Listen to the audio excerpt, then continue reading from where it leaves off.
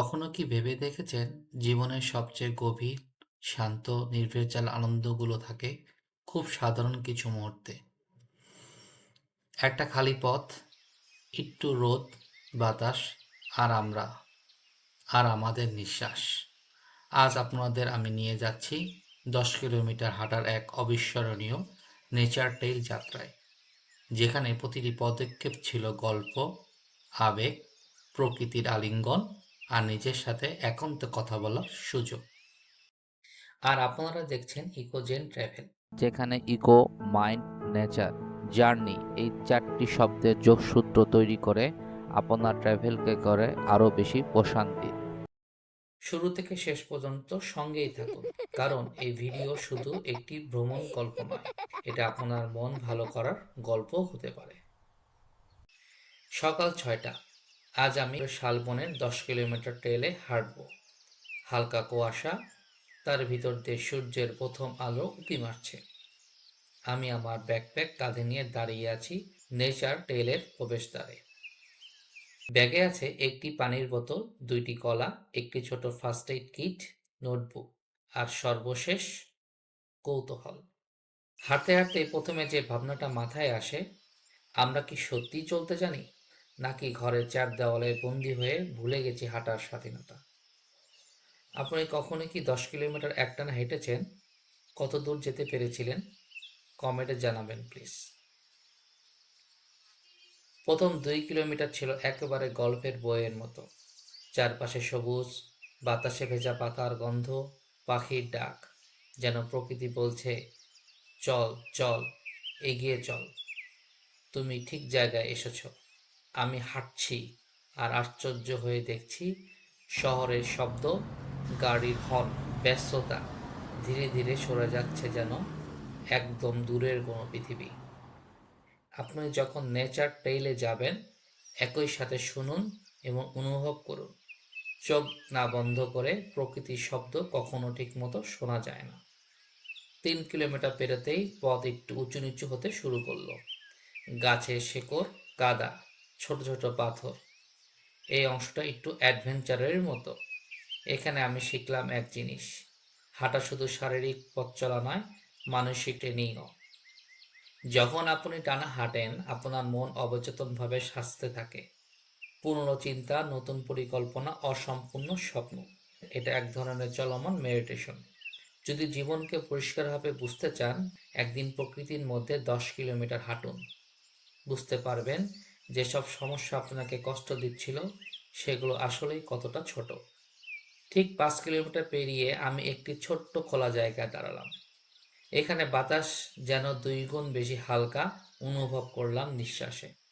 সামনে ঝোপের মাঝে দিয়ে দেখা যাচ্ছে একটি সরু জলধারা। আমি বসে পড়লাম, ব্যাকপ্যাক থেকে পানি বের করে পান করলাম এবং 2টো কলা খেলাম। এই জায়গাটা একটা বিশেষ অনুভূতি ছিল, যেন ট্রেইল আমাকে বলে দিল, তুমি যত দূর এসেছো, নিজের উপর সেটা নিয়ে গর্ব করতে পারো। আচ্ছা, আপনি কখনো কি ভেবেছেন আপনার স্মার্টফোনের স্ক্রিনের আলো আপনাকে প্রকৃতির আলো থেকে দূরে সরিয়ে দিচ্ছে? আজ আমার ফোন অফ, আর আমি প্রথমবারের মতো পাখির গান শুনলাম, মেলোডি আকারে নয়, নোটিফিকেশনের আকারে। এখন পথ আরো ঘন। ডান দিকে বাঁশের বন, বামে সবুজ ফসলের মাঠ। একসময় মনে হলো, এই তো আসল নেচার ট্রেইল। এখানে আমার চারপাশে শুধু বাতাস, মাটির গন্ধ, পাতার শব্দ আর হাঁটার ছন্দ। মাঝে মাঝে ঝরা পাতার উপর পা পড়লেই যেন ক্রাশ শব্দ হয়। ওই শব্দটা যেন অদ্ভুতভাবে মানসিক শান্তি দেয়। এই অংশে আমি ট্রেইলের পাশে কিছু ফেলে রাখা প্লাস্টিক কুড়িয়ে ব্যাগে রাখলাম, কারণ ভ্রমণ শুধু আনন্দ নয়, দায়িত্ব। আপনারাও করবেন প্লিজ। 8 কিলোমিটার পেরোতে পেরোতেই ক্লান্তি আসছিল, পা ব্যথা করছিল, কাঁধ ভারী লাগছিল, শরীর হাঁপাচ্ছিল, কিন্তু অদ্ভুতভাবে মন আরও শক্তিশালী হচ্ছিল। আমি বুঝলাম, প্রকৃতি আমাদের হারিয়ে যেতে দেয় না। প্রতিটি নিঃশ্বাস, প্রতিটি গাছ, প্রতিটি পাখির ডাক মনে করিয়ে দেয়, তুমি পারবে, আর একটু হাঁটো। শেষে 2 কিলোমিটার হাঁটার সময় মনে হলো আমি একা নই, প্রকৃতি আমার সাথেই হাঁটছে। 10 কিলোমিটার শেষ ধাপে যখন গিয়ে দাঁড়ালাম, সামনে ছিল এক বিশাল খোলা মাঠ, বাতাসে পুরো শরীর জড়িয়ে যাচ্ছিল, চোখের সামনে সূর্য হেলে পড়ছে। আমি দাঁড়িয়ে শুধু শ্বাস নিচ্ছিলাম বুক ভরে। এই শ্বাস, এটাই ছিল আজকের পুরো যাত্রার পুরস্কার।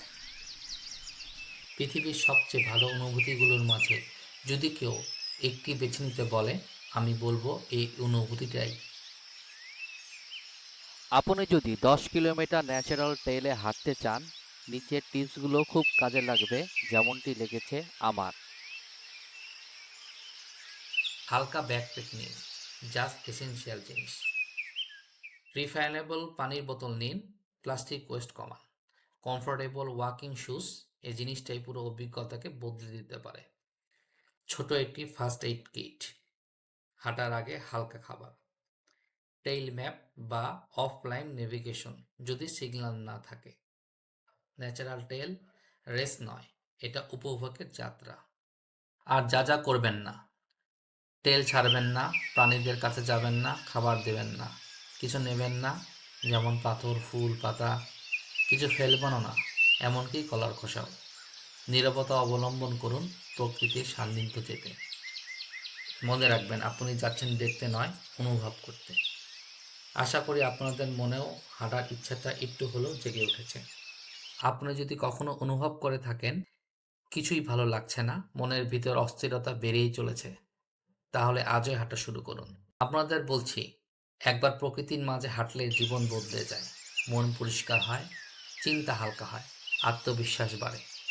আর সেই জন্যই আমি চাই আপনি নিজের জীবনে একদিন হলেও হাঁটবার অভিজ্ঞতা নিন। এই ভিডিওটি লাইক করুন যদি আপনিও চান প্রকৃতির সাথে কথা বলতে। শেয়ার করুন সেই বন্ধুটির সাথে যে গত 6 মাস ধরে মেন্টাল হেলথ ঠিক করব বলে আপনাকে বলছে। আর ইকোজেন ট্রাভেল এ সাবস্ক্রাইব করুন, কারণ আমরা শুধু জায়গা দেখাই না, আমরা দেখাই কিভাবে হাঁটলে হৃদয় হাঁটে, মনের প্রশান্তি আসে। আর কমেন্টে লিখুন আপনি কবে আপনার প্রথম 10 কিলোমিটার হাঁটবেন। পরবর্তী ভিডিও দেখবার আমন্ত্রণ জানিয়ে আজ বিদায়। ধন্যবাদ আপনাকে দেখবার জন্য, সময় করে শুরু থেকে শেষ না টেনে।